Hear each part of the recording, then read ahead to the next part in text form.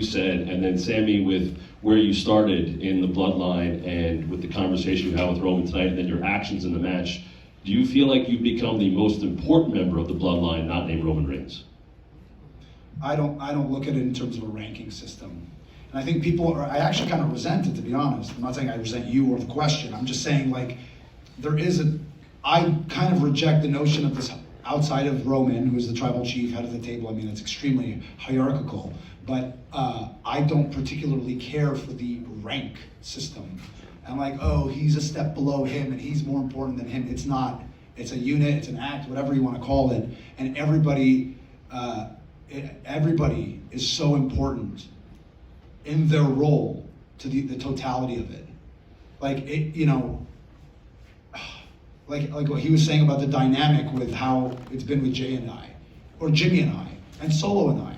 And we haven't done a ton, but Paul and I, and Roman and I, and those are all individual stories. So I don't think one is more important than the other, outside obviously of Roman for obvious reasons. But I don't like even looking at it through that lens or a ranking order or whatever. It's all part of something that really comes together beautifully when you put it all together. It's part of a totality, is how I see it. It also depends on the need of the moment. Right. You know, if the tribal chief in defending the undisputed Universal Heavyweight Championship needs special counsel, then the wise man is the most important contributor to the island of relevancy. If the tribal chief needs backup, then the most important contributor is Solo, because I sure as hell can't help him physically. If the tribal chief needs to see the tag team division dominated, because otherwise we're just dominating one division instead of the entire industry, then the Usos step up and they are the most important. And then tonight what you saw was Sami Zayn make a statement of loyalty to the bloodline. And I disagree, sir, with your assessment. With all due respect, I don't find it what Sami did to have anything to do with 2016, because that was a story of disloyalty. And I don't think what Sami Zayn did tonight was disloyal to Kevin Owens. It's the same thing in UFC. If two people from the same camp end up going for the heavyweight championship or the middleweight championship, then they're going to fight. And afterwards, and they're going to say, hey, we're on opposite sides of the cage, and we both got paid to fight each other.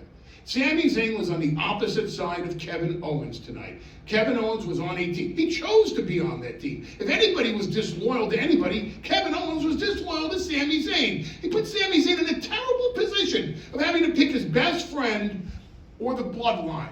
The greatest faction in the history of the industry and the top star in the industry, Roman Reigns, and the acceptance of Roman Reigns, which makes all of us relevant. And Sami was not disloyal to Kevin Owens.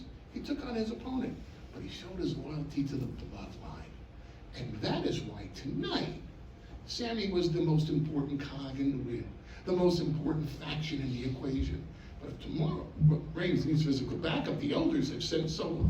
He needs my counsel. He needs the tag team. It all depends on the need of the moment. We serve at the pleasure of the tribal chief.